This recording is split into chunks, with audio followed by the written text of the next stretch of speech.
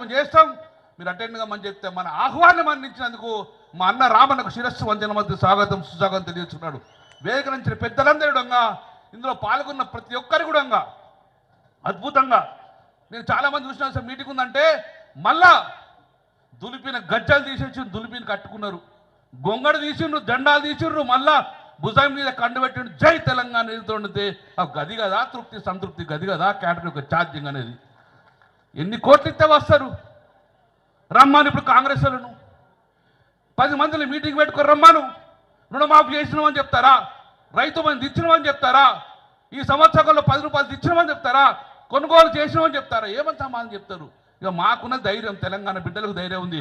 100 మందిలో పోయి మాట్లాడేది దెబ్బస్తున్నది. ఎక్కువ సమయం తీసుకోం కాబట్టి మన అన్న రామన్న మాట్లాడని చెప్పి మీకన్నా ఎక్కువ నాగడు ఉన్న యునాలని ఉన్నది కాబట్టి మా అన్న రామన్నను మనస్ఫూర్తివాన్ని సాధిస్తూ రామన్న మాట్లాడుతుందో కోరుతున్నాను. జై తెలంగాణ.